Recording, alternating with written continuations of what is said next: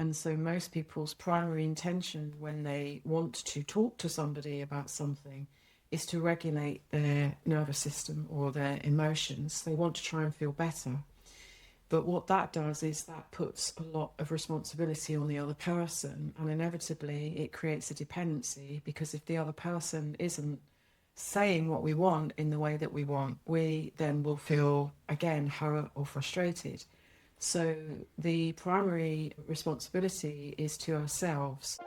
In today's episode, I'm speaking with Finlayson, and we're talking about how compassionate communication, honest self-reflection, and imperfect boundaries can help us to break generational patterns.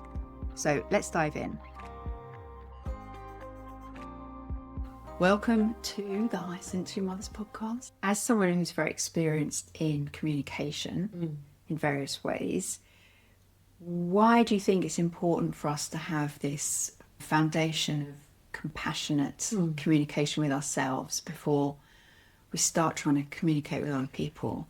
Well, I think first and foremost, it's guided by one of the principles that you have, which is around accountability. And we've been conditioned to think that the way that we can regulate our emotions is through other people. And so most people's primary intention when they want to talk to somebody about something is to regulate their nervous system or their emotions. They want to try and feel better. But what that does is that puts a lot of responsibility on the other person, and inevitably it creates a dependency, because if the other person isn't saying what we want in the way that we want, we then will feel, again, hurt or frustrated. So the primary responsibility is to ourselves, and to have a compassionate inquiry as to what it is that we're feeling and why we're feeling the way we're feeling, and to take accountability for what we might be doing to ourselves that might be exacerbating the situation outside.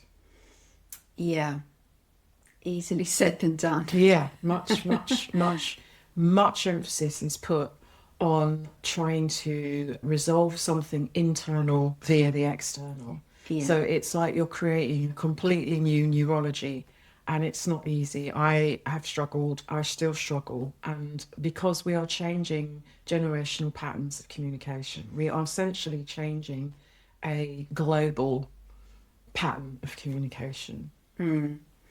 And so as mothers, what do you think the biggest issue is that mothers have with learning how to communicate in this way? Well, I would say that the impossible challenge is that they are quite frequently unable to look after themselves because of the demands of what's happening on the outside. And so they quite frequently have to, if you like, neglect themselves. So the kind of challenges in the spaces and the places where there are any moments to just check in, even, and I teach this in the workplace with people who say they are ultra busy in the workplace. They haven't got time to sit and meditate. They haven't got time even to go for a 5-minute walk. They are constantly going from meeting to meeting to meeting, and they have constant deadlines and external demands. So for a mother, it's like, well, how do I even get the space to check in with who I am and how I am? And so it's literally in the spaces and the places where you just sit and you just go, right now I'm absolutely exhausted. And even if it's like a nanosecond of self-recognition, it's better than not doing it. Yeah, just as you were describing that situation in the workplace, I could feel myself take a deep breath. It's like I was experiencing it and remembering actually what it was like when I was in a workplace like that, where we were experts at firefighting. It was so difficult and demanding and exhausting. Yes. And it's just, it just really, it pulls, and it pulls you, and your nervous system just gets pulled, doesn't it? Yeah. Out of whack, and you never get the opportunity to be in balance. Yes. And, as you said, as a mother, especially when you've got younger children, it's constant 24/7. Yes. You just don't get that time. Yes. But it is really, really important to somehow make that time. Yeah. So there's this, I was talking to you earlier about, the ABC sort of method, and, you've got to take accountability, you've got to set those boundaries, and you've got to communicate them. The problem is, if you never have the opportunity just to sit down and even think and take a moment for yourself, how can you then implement the boundaries, or at least decide what the boundaries are, and then communicate them? Well, I would suggest that you implement the boundary regardless, nevertheless, because you're letting the universe know that there's something that doesn't feel good or doesn't feel right to you. And even if you do that massively imperfectly, you do it in a way that you even later regret, you're going to learn and you're going to get feedback. So I would suggest it's much better to just do it, even if it's completely imperfect or you're exhausted, because you are at least self-recognizing there's something that doesn't work for you. Yeah, it's that whole thing again. So I sort of teach about the fact that it's great to have a big vision, because that helps give you motivation, gets you excited about something.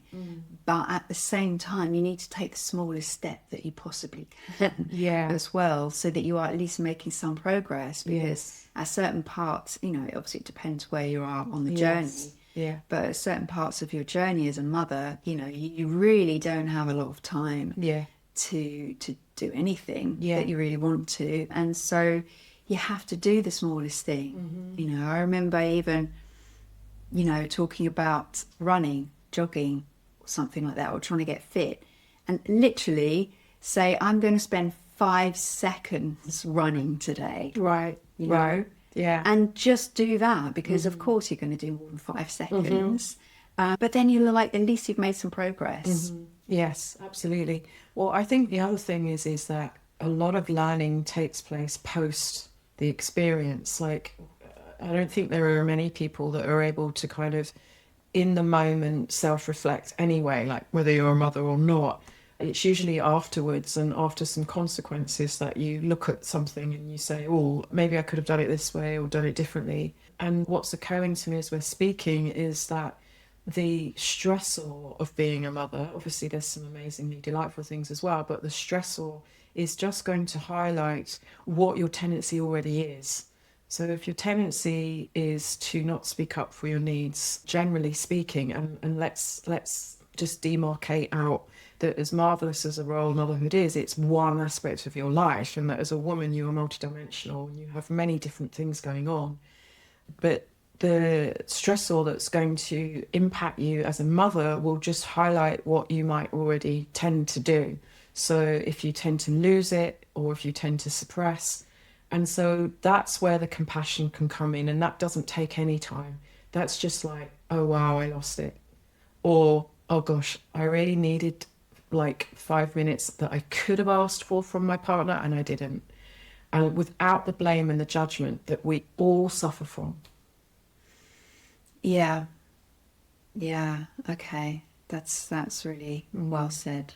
It's interesting because I asked you that first question, and then the second question I had down here was, how can we cultivate a practice of honest self-reflection without self-criticism, especially for high sensory individuals? Yes. So we naturally had sort of led on to that. Yeah. I think that my personal experience is, number one, it's an ongoing journey. And one of the things we can do to ourselves is kind of beat ourselves up for the fact that nothing seems to have changed. For me, it's been up and down. It's kind of like an irregular pattern. So I just wanted to set that framework that I'm sure everybody knows there's no perfect answer to that. And it doesn't kind of like, the self-judgment doesn't stop at a particular point, but you can become more aware of it by how you feel. So the difference between an observation, which is, oh, I lost it, which comes from just an observant fact that you didn't maybe say something the way you wanted to say it, is different from then adding, oh my God, what an idiot I am, or, they're going to hate me, or I'm messing up my children, or whatever. And so it's just about, first of all, becoming aware of the difference between those two things. And that there's a tendency to believe that judging ourselves is a way to motivate change, but it actually has the opposite effect. It leads to depression, it leads to demotivation, because the energy that we're putting into our bodies is basically pulling us down when we judge ourselves. So I think the first thing I wanted to say was self-compassion, which sounds like such an abstract term, is the ability to observe what you've done without judging yourself for it. And it's not easy. No, it isn't. It isn't easy. And because we're HSP, we care so deeply, and therefore we judge ourselves quite harshly. Yeah. So I think you can care deeply, but what certainly I've been learning is that, in my own experience, is that the difference between caring deeply and judging yourself for not caring deeply, and the difference between that and caring deeply and self-observing and then reflecting, that's so, like, for example, my coach, because I have coaching, will point out to me times where I am judging myself and I don't even know I'm doing it. So I'll be having a conversation with her about a situation in my life, and even though, you know, I teach this for a living, I still fall prey to it. And so she'll say, I'm just going to stop you there, Anna, because I can hear judgment in that. What's happening for you? And I will notice that then, rather than just say, for example, I spoke to somebody in a way I didn't like, I've judged myself for it, and then I feel shame. And so if you have those feelings inside of you, like shame or depression, it could be because of the way you're talking to yourself, never mind what anyone else is saying to you. Yeah, absolutely. Yeah. So I think we can care deeply and we can process and think deeply. Yes. Therefore, in a way, we have the opportunity of an advantage. Yeah. In that we can then use that ability that we have. Yes. To observe and note. Yeah. And then decide what to do with that. Yes. Yeah. So it's like, what filter am I processing this information through? So, you know, we were having a conversation earlier about the different aspects of being HSP. And for me, it's very much about, I feel things like so deeply. And if I've upset someone, it can devastate me. I can feel devastated. Whereas for another person, they can be quite upset, but not devastated. And so, but then it's up to me to look at what filter I'm interpreting that event from. And normally the filter is that I'm a terrible person, you know, I should know better by now, I've done all this work on myself, how comes that's still happening? That's the filter. And I'm not going to support myself by bringing that energy into myself. So what I'm learning to do, and this is why I'm saying I know it's not easy, is to be, first of all, more neutral about it, which is I made a mistake and I'm human, and I want to change that, rather than you are a terrible person. That's the bit I'm responsible for. Nobody else is telling me I'm a terrible person. I'm telling myself. And that's where I've got to the nub of where I am right now, is that it's like a recording, like, you know, that gets pressed play. And this narrative of self-judgment, which comes from our childhood, as I'm sure we all know, whether explicitly or implicitly given messages, is just sort of almost on automatic play all the time, and then gets super triggered when something happens. And I'm responsible for that bit. No one else can stop that recording but me. Yeah, absolutely. Yeah. And with regards to being a mother as well, can you speak a bit around that and the impact? And again, I don't want this to be in any way too difficult or, you know, detrimental for mothers to hear, because, you know, we have a lot of responsibilities as it is, and we don't need any more ammunition to beat ourselves up. But, you know, still, what's useful for a mother to know about how she is perhaps treating herself in terms of what impact this has with her children? I've got some thoughts on this from my own experience, but I'm interested to hear what you... Well, I think it's really important that you named the almost trap that mothers are in terms of what's projected onto them from society about how they should be, what they've learned from their own parents about how they should be, and whether or not they match up to those expectations, coupled with the unconscious drives that come in inevitably when you're under such stress. So I think it's really important just to name that, and that you are creating this environment for mothers to listen and hear that they're not the only ones, that it's common that these things happen, is such an amazing thing compared to, say, what you had when you were a mum. And it's like that in itself, this is going to be a healing experience, just to know that you're not alone, that there are these cultural and societal messages that really are very, very strong and hard to manage. So in a way, I don't have any specific answers, because it is, in a way, an impossible task.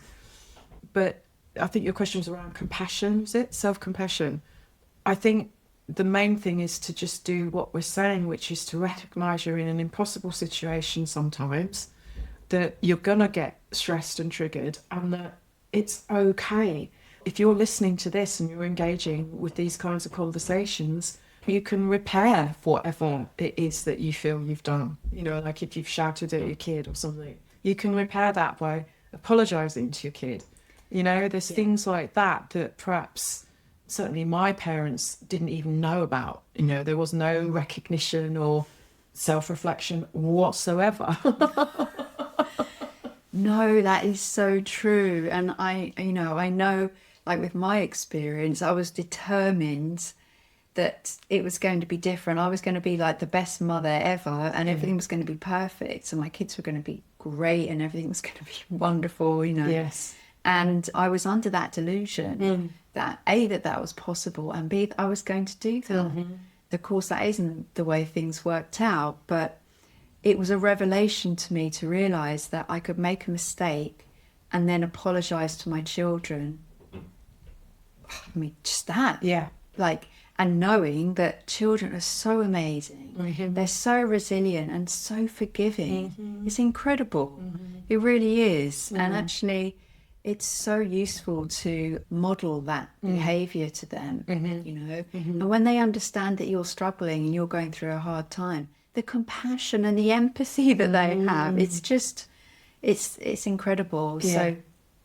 So it's so good to know that, of course, you're going to mess up, you know. Of course, you're going to make, you know, mistakes, but it's just part of the journey, and it's fine. And they will also be making mistakes and making decisions that, you know, perhaps they might regret. And as you said before about looking at the consequences of these actions, then you can make choices going forwards. And, you know, it's the same as anything, same as a business.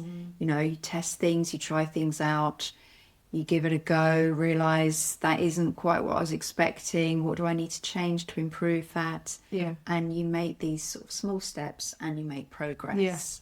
And I think as well, the thing about saying sorry to the kids is also about what we're going back to about self-compassion, and just kind of saying sorry to yourself, you know, like, I'm sorry that happened, and I wished I hadn't been like that, you know, like we talk about not wanting to be like our mothers or whatever, and then some of us find ourselves sounding like them or doing what they did, and it's like, it's okay, because we do have that awareness now of how to remedy something. Yeah, exactly. And it's inevitable, isn't it, that, you know, conditioning is a real thing that happens to humans, and therefore we are going to be the result of that conditioning. Yeah. And yes, we can then become more and more aware of all these things, but like you were saying earlier, sometimes, you know, it just automatically plays, and you have to catch yourself, and sometimes you need that reflection from somebody else who can show you. And children and relationships, of course, are wonderful for showing you who you are. Yeah,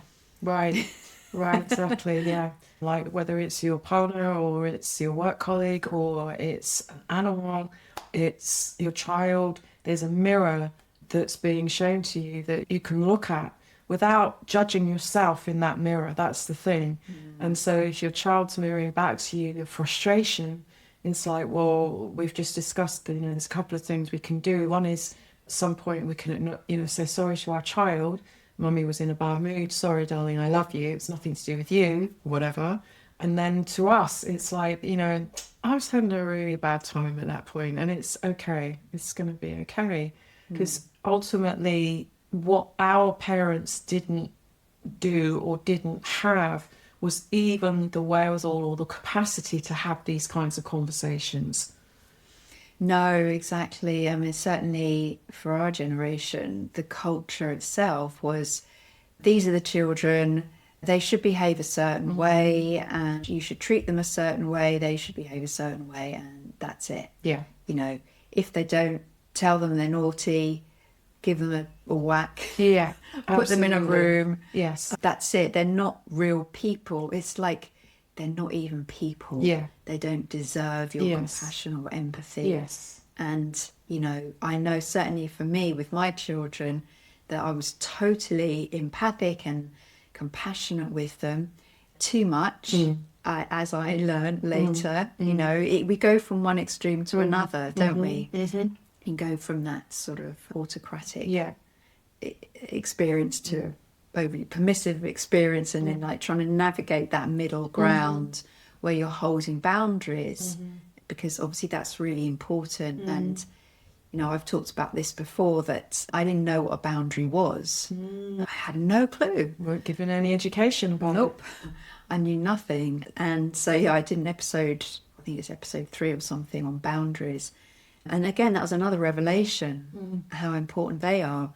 But, getting to that point where you can name the boundaries that you want is one thing. And then communicating that, especially if you haven't yet, if you're in a relationship with someone and you, like, maybe you haven't really had these conversations in the past, then you have a child, that throws up a whole new dynamic.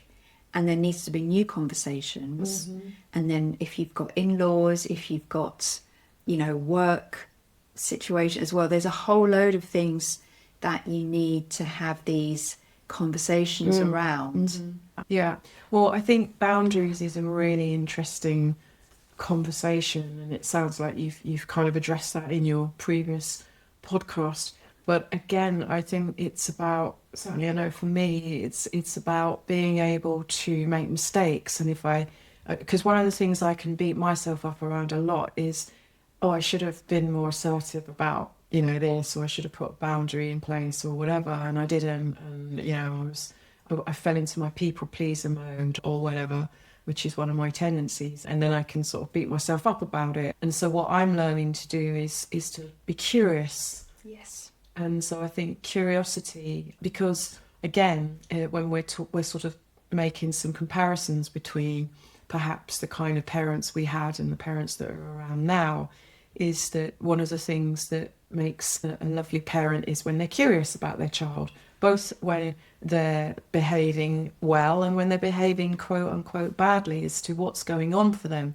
So we need to apply the same thing. So like as a parent, and again, this is where I make it really clear, I understand how challenging it is to even find the mental and emotional energy. But we're learning to parent ourselves, because when a child is born, a mother is born, a father is born, but also a self-parent is born. And even if you can't do it in the moment, it's like, can you give yourself the same love, even just like 5% that you give to your children? Can you do that for yourself, even just like as I say, that 5% of, do you know what, I was really, really stressed today, and yet I didn't shout at my kid, or I was able to sit for a couple of minutes in silence, or just give yourself that self-narrative that's different from what we had. Yeah, absolutely. It's so important. You're so right. And I think there's very little emphasis on the fact that when you have a child, you are a new person.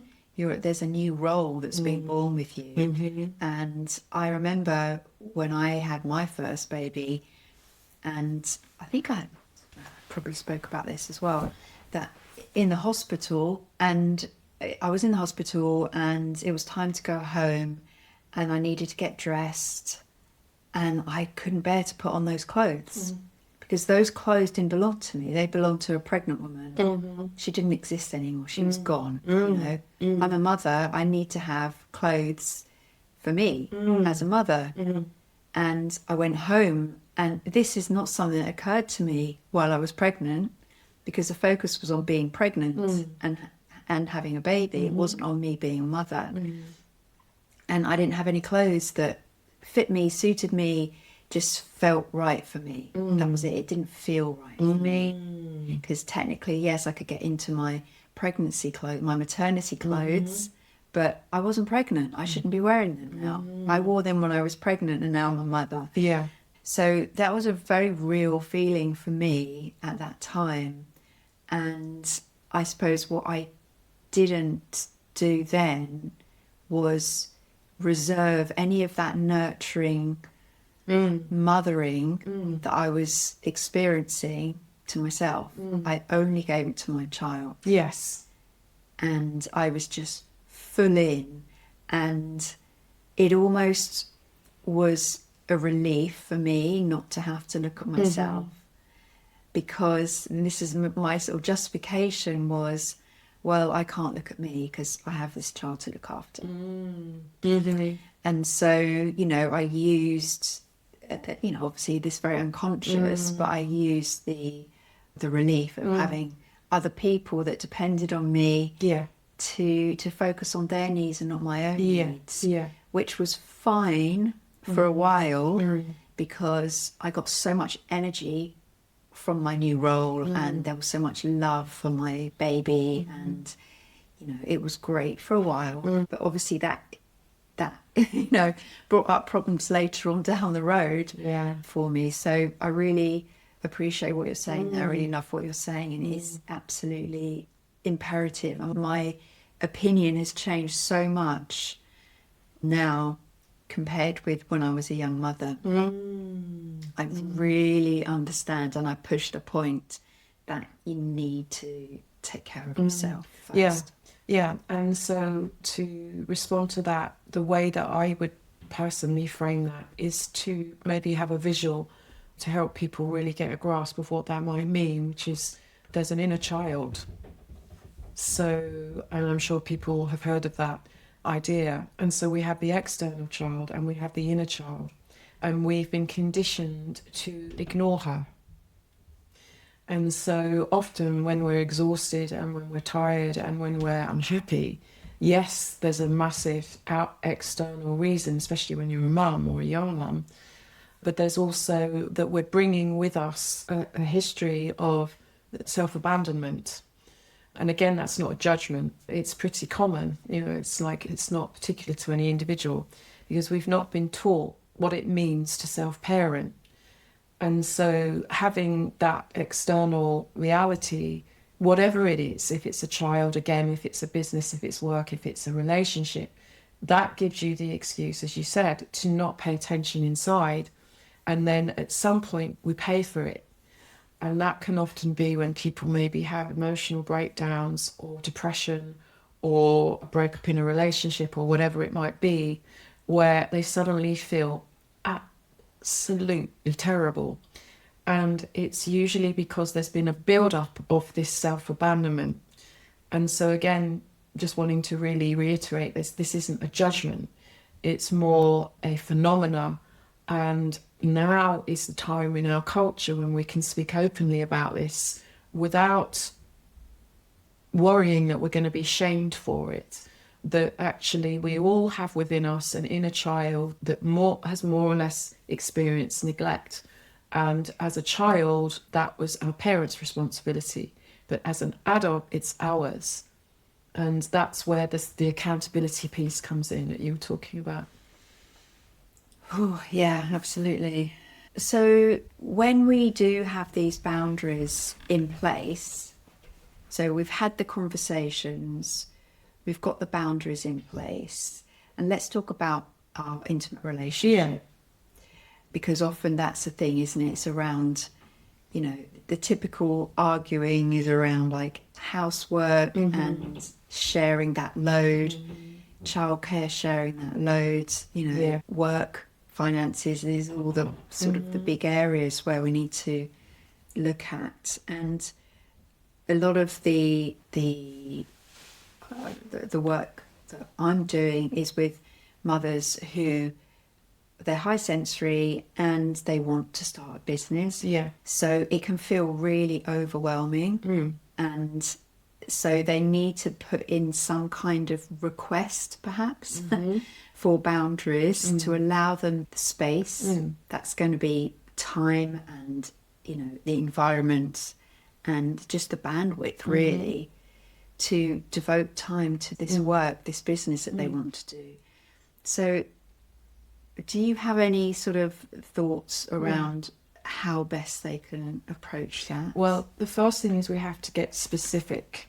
So let's think of maybe a avatar of a kind of classic mum who wants to create a business, as you say. How many children might she have? 1 or 2, do you think? Yeah. And so she's married and her husband works, and she wants to carve out some space for herself to have the focus to create something for herself. So we would need to think specifically about the context and the need that she has. So if she's thinking about having a conversation with her partner around needing some time, then she'd need to be specific about what that means. One of the things that, generally speaking, we don't understand when we're communicating a request is that we need to think clearly about what we actually want. Most of the time we give a vague inkling. Let's say it's, I don't know, Jenny and Mike, and she's saying, Mike, I need more space, I really want to get my business going and I need more time. It's not specific enough. So she would need to maybe, with Mike, sit and think about a particular time that would be doable. And that's the other thing, it's got to be doable. So without me knowing a particular scenario, that would be the most intelligent way of thinking about it, is the specificity of bringing it right down into the here and now, concrete place, time, reality of what do I actually want. Yes. And so, like, what I say is that you need to get clear with yourself first before you have a conversation. Yes. Because I think that the danger is that A, you're vague, B, you're asking in a kind of I'm asking permission way, and C, you don't really know what you need in order to get a certain result. And they may want to know, well, what's the result going to be from this? That can make you doubt yourself, and it can make you kind of panic a bit. So it would be, I would suggest that unless, say, with Jenny and Mike, unless Mike is already on board with Jenny and understands her passion and understands her desire, there needs to be a pre-conversation around what it means to her, why it's important to her, and to somehow have a conversation where, what can we do to make this work, so that Mike's involved in that from a joint problem-solving energy together. Yes, okay. So, you need to have a context. Yes. So it's no good if Jenny, for example, has been thinking about this to herself for a long time and then just springs it on him. Yes. It's like you need to put people in the picture. And again, it is a bit like the workplace, isn't it? Or business at work, where we often present people with our reality without a context or a pre-conversation. Yes, absolutely. So we think they understand where we're coming from. But actually, that's not the case. Unless, So do we need to then, because obviously what we're talking about is, say, like Jenny has an agenda that she wants to happen. Does she first need to think about Mike's situation and what she thinks would work for him, so that she understands how to frame what she wants? No, I think that she needs to stay really faithful to her vision and what she wants and revel in it and find pleasure in it. And then when she presents it to Mike, to be expectant of the fact that there's another human being that needs to be on board and brought into the picture. And there could be some maybe difficult conversations. And that's okay if you know how to navigate a difficult conversation. It's almost like it's part of the course, really. Because if you have a structure in place and then you want to change that structure, then other people have got to get with that change, and they're going to go through their own process around that change. Now, if in an ideal world, and I'm talking ideal, they're in a financial position where it's doable and it doesn't affect Mike at all, and he can actually support her, to make that happen. But for a lot of people, there are quite a few steps that need to be put in place before you can get to enacting the action. And that's where the relationship communication becomes really key, because if you have a strong connection on the level of understanding, then you can then build on top of that. Yeah, okay. Yeah, that makes sense. So what would be your advice or thoughts around someone who feels a lot of guilt or maybe anxiety around setting some boundaries? Well, first of all, if I were working with them myself, I would want to compassionately understand what they're telling themselves about why the boundary is making them feel guilty. Do you have an example of a boundary that you're thinking of, for example? If they're a mother and let's just use an example of they have a mother-in-law that comes around a lot and they want to ask them not to come around so much. Okay. Something like that, maybe. Yeah. And so if they're feeling guilt about wanting to have that space and to communicate why they would prefer the mother-in-law not to come around so much, they're probably telling themselves something like, I'm a really bad person for wanting this. I shouldn't be needing this. Mike's mother is amazing, and how can I be so rude? So judgment. So then what we would do is we'd look at what are the needs beneath the judgment, which would possibly be she wants safety. She wants to maybe acknowledge Mike's mother. She wants understanding that her need for that space or that autonomy maybe is a valid need in itself. So the first thing she has to do is recognize that those needs are really valuable and important for her.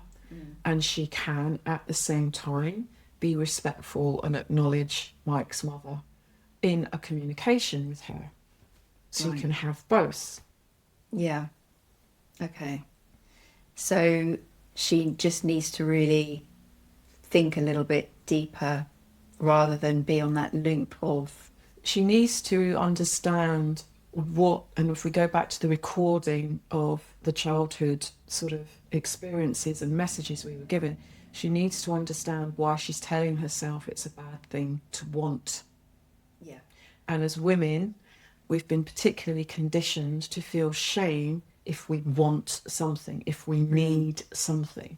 Yeah. And so we find ways to navigate around that, which can cause further confusion for ourselves and for others, which isn't a judgment, it's just the way it can be. So to be able to go to oneself and say, gosh, I really would love more space and I'd love it if I had more time, so that Mike's mother didn't come around so much, stimulates that guilt, because there's a story we're telling ourselves about our needs. And that is another ancestral heritage, isn't it, from our own mothers and so on and so forth. Yeah, and that's so true, because I say that when you're a woman, that's like one layer, and then you add a mother as well, and that's another layer. Yeah.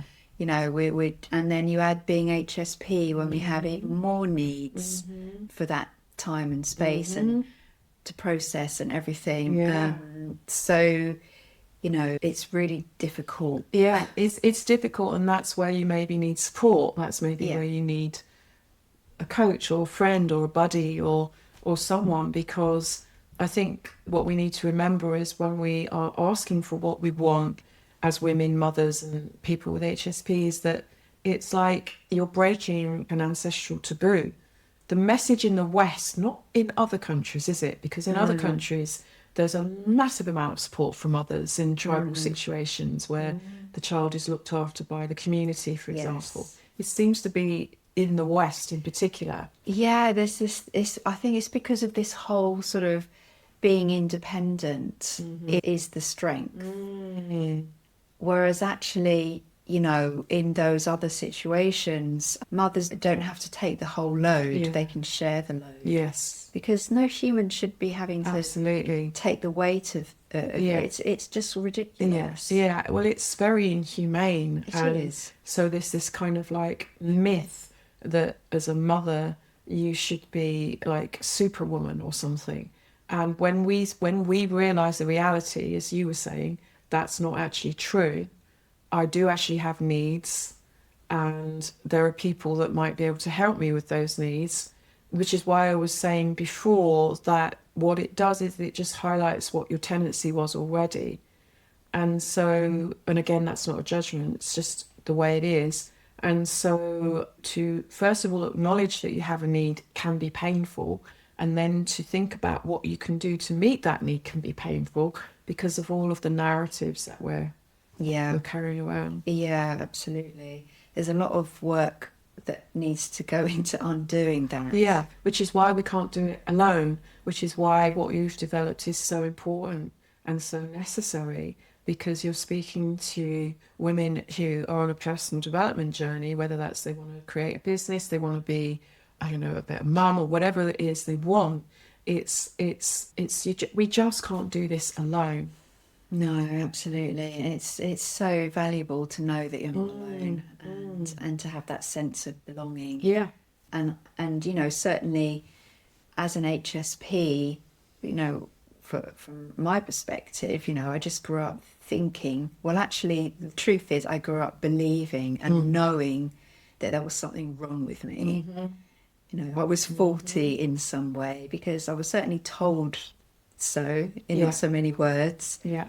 And so that's what you believe. And I've spoke to so many HSPs who've had that same experience. And, you know, we're fortunate now because of the internet, really, that we're able to reach each other. Yeah. And we're also able to understand that there are so many people like us. And there isn't anything wrong with us. We're just born this way. Yeah. And it's perfectly fine. In fact, we have some great advantages that we need to make the most of. So, yeah, I feel that it's super important, and things are getting better in that way. But often when things are getting better, it feels like they're getting worse before they're getting better. Yeah. I just wanted to come back to what you said about the labels that you were given. And as a child, like I was constantly told by my mum that I was too sensitive. And as a child, I didn't even know what that meant. I just knew that it meant that there was something wrong. Yeah. And we were having a conversation earlier where I was saying to you, I'm only just really beginning to accept that I'm wired in a certain way, and that despite all the work I've done on myself, I still struggle because of that. But then the superpower of having that capacity is the ability to be in tune with people and to be in tune with nature and to have a kind of bigger picture of what's going on. There are so many superpowers, and we need to clear up the narratives about it being a bad thing. Yeah, absolutely. Absolutely. That's the thing. It takes time. It does take time and effort to rewrite that story. I was exactly the same. You're too sensitive. You've got to learn how to toughen up. And it's like, oh my God, you know. So I tried, but I couldn't do it. And I'm never going to be able to do that. It's not possible because I was born this way. And, you know, that's it. So instead of, you know, beating myself up for not being tough enough, I have to embrace the abilities that I have and make use of them. And that's obviously been an ongoing journey. Yes. And I will continue to be on that journey for the rest of my life. Yeah. But I certainly see how gradually over time it's shifted. It really has. And the growth has been exponential, I would say, when other people were involved. When I worked with other people who were HSP and communicate with them, like, you know, my group I was talking about earlier, who, you know, we meet every couple of weeks, and it's so nourishing. It's such an amazing, safe space. You just know that you can just be completely honest with another HSP, and they accept you and don't judge you because they totally understand. And it's so lovely to have that. So that is one of the things that I'm grateful for the internet. Absolutely. And I guess social media to some extent. There are some definite positives there. Yeah, well, it's like an irony of it's like a double-edged sword. It's an irony. It's like it's got pros and cons, but like you say, it's bringing us closer together and normalizing. Yes. Which I think, you know, is one of the most healing things for people, isn't it? To know that you're normal and you're not alone, and there are other people that experience the same as you. Exactly. That's exactly it. The normalizing's great. You know, when you can mix with quite a lot of other people. And I mean, honestly, probably the most healing experience in that regard for me was when I went on a day's workshop in Dartington, actually, with Mel Collins, who wrote the HSP handbook, and she lives here in Totnes as well. And she put this on, and I went along to it, and it was just incredible because I was in a room, big room, Dartington Hall, a beautiful place, and there must have been maybe 20, 25 or so of us. And I've never been in a space in like a workshop environment where everybody was respectful of everybody else. There was no shouting, there was no talking over each other. There was just care. And there was space. A lovely big space. There was breakout spaces that we could just go into nature. We could be alone, or we could speak to somebody. It was fine. Everybody understood. It was incredible to have that experience. And since then I've had experiences online with people. Obviously it's not quite the same. However, just having these Zoom meetings in a digital room in that way is still really supportive and healing and lovely. Sounds amazing. Yeah, It sounds like you found a place where your soul could rest. Yes. That's it. That's it. And you could just exhale, and you could literally just be there, and you don't have to speak. We can just look at each other if we want, you know, and we just know, and we just connect on a really deep level. It's so great. And I think it's that meeting human to human, isn't it? Of that full openness and acceptance and understanding. It's so because that's making me think of the fact that when you have that higher sensory ability, you can interface with people, and you can be potentially overwhelmed with what you experience, but it also gives you an edge on compassion, you know, because of how much you sense them. Yes, exactly. And you know, sometimes when we have these get-togethers, like we check in with each other, and sometimes it's more what we're actually doing, going like, what we're actually doing in terms of the physical outward actions. But other times someone will start and it's really a deep feeling about stuff, and we don't get into the actual external reality of what is going on. It's more really a deep feeling of it, and that's how we check in. Yeah. So it could be very factual. I did this, I did that, or it's like, I'm really feeling this at the moment. And then we're just all there, and we're just there with them holding. And, you know, sometimes in my sessions as well, it's just a lot of talking around and just waiting until there it is. There's that feeling. It's this. And then we just focusing on that. And then maybe it is like, what's behind that? And then it can be like, what can we do after that? But it's just about really connecting with what's important and recognizing that when you're high sensory, you have a particular way that you understand. Excuse me. You understand and you recognize that truth.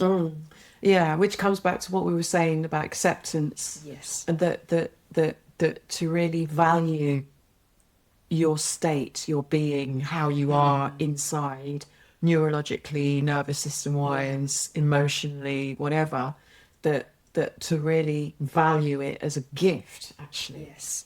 It really is, because it is that gift that if you can, for want of a better phrase, clean yourself up, clear yourself from so much mental, energetic stuff, and get clearer and cleaner within yourself, you can identify really easily and quickly when that thing happens within you, whether it's a feeling in your solar plexus, whether it's a tingling in on your skin, whatever the physical signs are, you recognize that in your own life, for your own experiences and your own knowing, and you also can recognize that in other people, in other situations.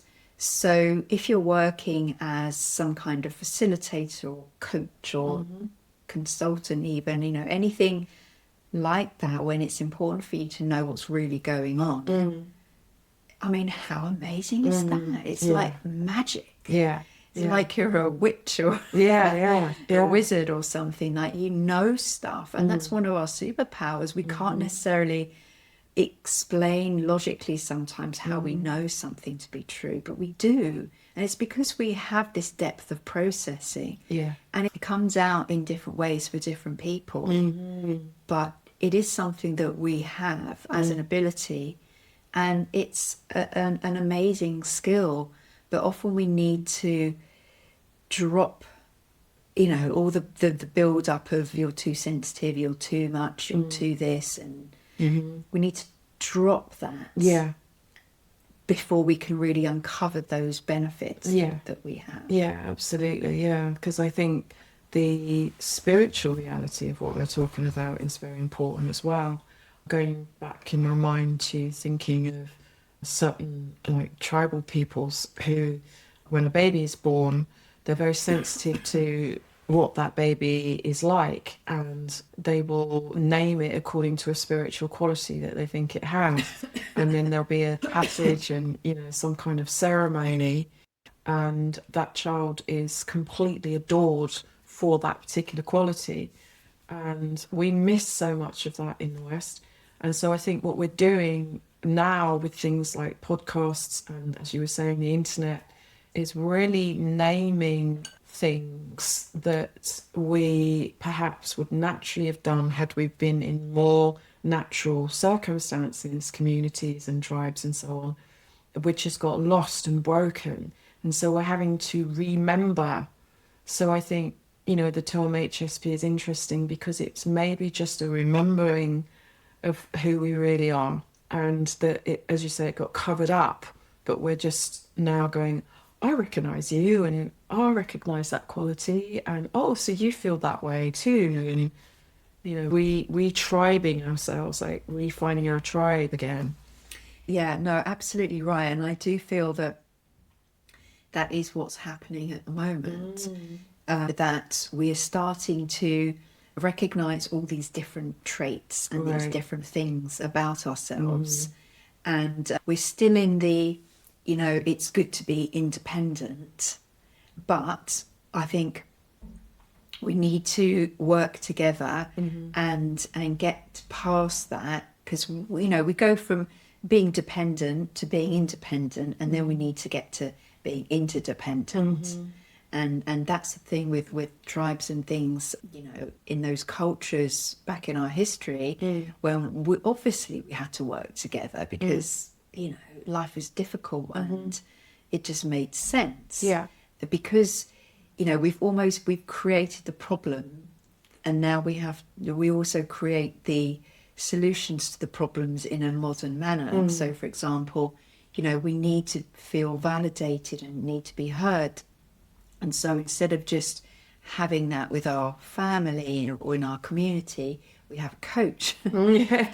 So what would be your approach to sort of preparing yourself to deal with a tricky conversation? Well, I think the first thing it goes back to is to be conscious of your intention. So most of us, I think I mentioned earlier, approach communication with someone else from an unconscious intention to self-regulate, i.e. they want to have that conversation to feel better. And whether that's they want the person to acknowledge something, understand something, or give them some information about something, most of the time, if it's a difficult conversation, they're looking for some kind of self-regulation. So that is a form of control. So what we need to do is be radically honest with ourselves about what is my intention. So if my intention is to be open to learning with that person about what happened between us, then I am in alignment with natural law, with a law that indicates I'm being ethical, I'm being open, and I'm being loving to myself and that person. And what I mean by that is that I'm not looking to that person to make me feel better. I am genuinely going into that conversation from a place of curiosity, which is, what happened for you? What happened for me? Can we talk about it? What most people do is go in with an intention of, you did this to me, I feel like this, and I want you to make me feel better. If we're really honest. Yeah. So, and I've been a victim of that, absolutely. So it's, again, a distinction in consciousness that isn't easy, because it's not a path that's well trodden. It's a new path. It's like the one we're talking about now. So if you check your intention, which is, am I going to that person because I'm pissed off, I'm unhappy, and I want them to make me feel better, then you have lost the game from the very beginning. You're likely to create another conflict or an argument or some kind of standoff. Because the other person will pick up on your intention, because as we've just been saying, we are operating on energetic levels. So the very least you can do is own that intention, which is, I'm really angry with Mike. I want to talk to him about the way he made me feel today. And, I'm going to make sure I tell him, because it's not okay. This is a sort of distorted new age mythology that's being created in the field of people thinking they're being assertive or putting boundaries in, which is, I've got to tell him this because it's not okay, which is actually more likely to get you, as I said, into another conflict. So what you need to do is you need to be genuinely open to learning about what was going on for that person. And that in itself is a massive shift from what we're used to doing. Yeah, absolutely. Okay. So that's step one. Yes. I can see there's a lot more to it, isn't there? Yeah. Okay. So that's step one. Mm-hmm. So you need to get to that place before you have that conversation. Yeah. Otherwise, you're just going to make things worse. Yes, which goes back to the self-parenting. So, for example, most of the time, not always, and of course there are many, many occasions when we're talking about like criminal activity, but most of the time, if you feel angry with somebody, it's because you haven't looked after yourself. So your inner child is angry with you because you didn't speak up for you, rather than they're angry with, or you're angry with this person. So you need to do some parenting, you need to do some self-acknowledging of your own part of the system. So if you think of each relationship as a system, it's like if you think of the number 8 lying on its side, there's you, one end, and then there's the other end. And what we fail to do is look at our end and our part of that, and we sort of like channel everything into the other person and expect them to somehow make it all okay. Yeah. Okay. That makes sense. Yeah. So then what you would do is, if you are genuinely wanting to understand what happened and share and have an openness to learning with that person, then you would ask that question, you know, what was happening for you, and this is what was happening for me.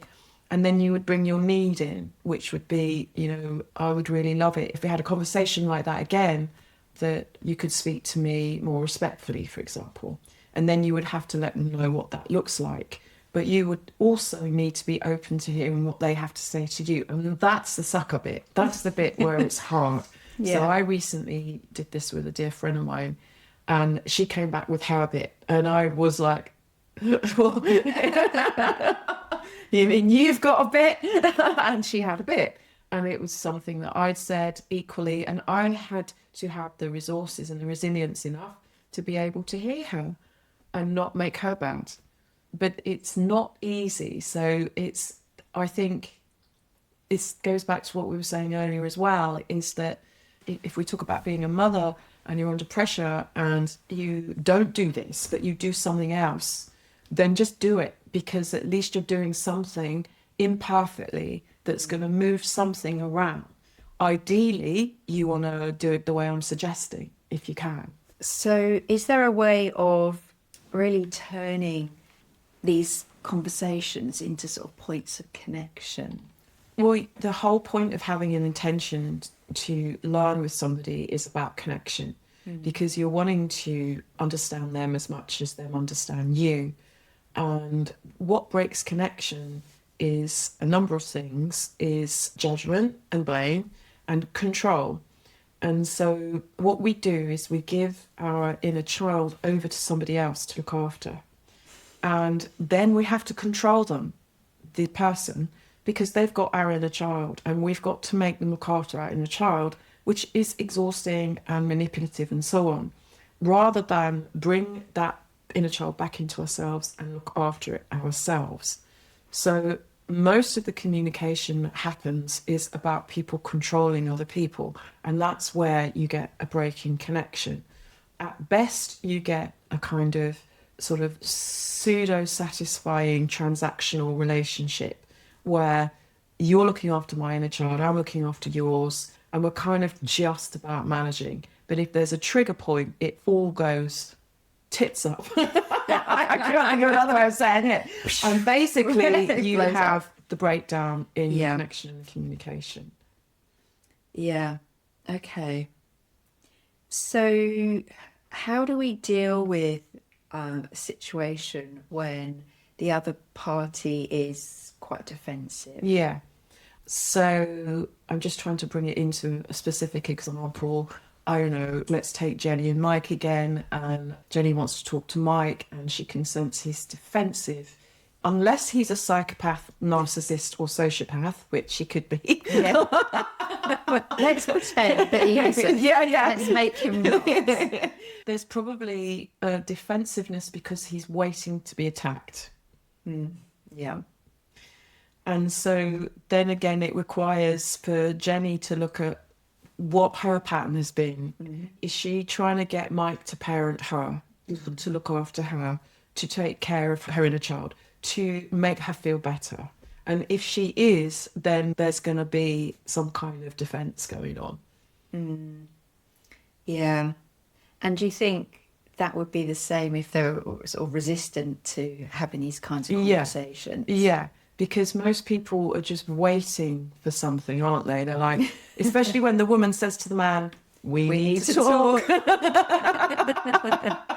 Oh God, here we go. What have I done? Exactly. Yeah, yeah. So it may be that, let's say, Jenny listens to this or does some other kind of research and shifts her intention and genuinely wants to talk to Mike.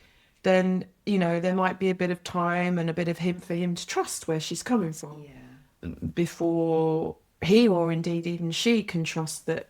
But it's not all about her, of course. He needs to do the same to make the relationship be one where they can both have these genuine conversations. Yeah, I guess this is the thing, isn't it? You've really got to get to that point in yourself of acceptance and, I suppose, expectation that it is going to take time to build that trust if you haven't communicated like this. Well, when I trained in nonviolent communication, which is something people may or may not have heard, there's a book by Marshall Rosenberg called A Language of Life. I was fortunate enough to be mentored by him. He's now passed on.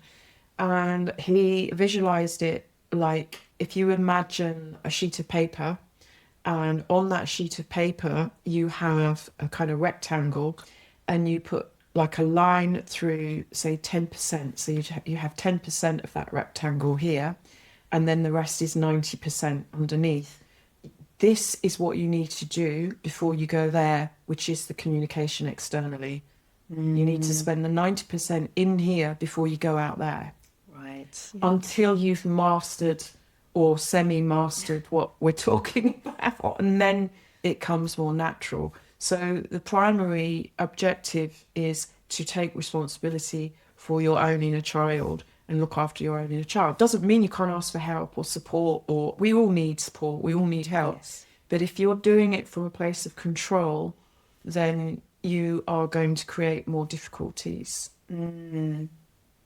Yeah, and I think this is one of the challenges if you're sort of knee deep in small children, relationship, work. Yeah. Like having, again, just the space just to even listen to something like this and to try and implement it when you've got to do this and this and this and this. It's very, very challenging. Yeah. So I think the very least that could be done is a bit like what we were saying earlier when we were addressing mothers in particular, which is that Jenny and Mike could just say to each other, this really is tough, isn't it? This is a tough time. We're both under stress. We're both struggling. We love each other, but it's really bloody difficult right now. Just to even name it and put it out there. Yeah, that's true. I think it's very easy to get sort of sucked into the daily grind of all the things that need doing and scheduling and the practical logistics of life with children and jobs and businesses. I mean, there's a whole avenue we could go down with that and relationships, and actually how relationships can not just survive but thrive through these difficulties. It's not something I can relate to personally because my relationship didn't survive through that. But I can look back and kind of see the patterns and see how maybe with different behaviours, different actions and beliefs as well, and addressing things in a different way could have maybe had a different outcome. Yeah, there's always room for that kind of reflection, isn't there? And without the judgment again. Yes, I mean, fortunately, I don't have a judgment on that anymore, but it took a long time not to. But yeah, I mean, my hope in having these kinds of conversations is to sort of bring this out again in the open. And obviously, you've got expertise in nonviolent communication and mediation and conflict resolution. You've got all that experience. I've got, lived experience of having, children and a husband, and now being not married, and the knowledge of like I was saying, things that I think I could have done differently had I known differently at that time. So the pain that I've gone through can help other people, I hope. And, you know, talking to you and having you share your sort of knowledge and expertise as well can help other people perhaps, have a different outcome. Yeah, I think what I'm thinking about as you're speaking is no matter who we are really, we're at a time, aren't we, in history or on the planet when things have never been quite as crazy. And so there's so many different levels, and I think we're becoming more aware of those levels. And so it can be utterly, we were talking about social media earlier, weren't we? It can be utterly overwhelming. But I think if we can sort of imagine that we're holding each other's hands through it, that we're all in similar positions in one way or another regarding our emotions, stress, you know, having unmet needs sometimes, having conflicts, that we are human and we are going through a tough time, to be able to say that to each other, to acknowledge our trauma, to acknowledge we've come from trauma, maybe, that a lot of us have had childhoods that were far from perfect, and that we're now experiencing these emotional impacts is so healing. It's like it's okay, I see you, I hear you.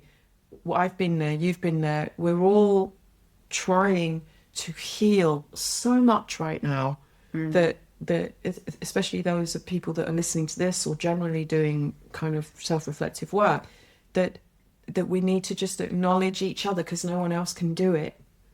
Yeah, and I'm getting emotional now. It's such a lovely thing to be able to be a part of and to say. So, yeah, I think that's a really good place to end there. Yeah. Yeah. Thank you, Karen. I've really enjoyed this conversation massively. Thank you for joining me. It's been lovely, and hopefully we'll do it again sometime. Yeah, absolutely. I'd love to. All right. Thank you. Enjoyed today's episode? If you haven't already, I'd be so grateful if you could subscribe and leave a quick review. It really does help other high sensory mothers discover this podcast. To stay connected, visit my website where you can sign up to receive episode updates straight to your inbox. Or book a free call if you're curious about working together. Thanks so much for listening, and I look forward to next time when I'll share more insights on embracing your high sensory gifts.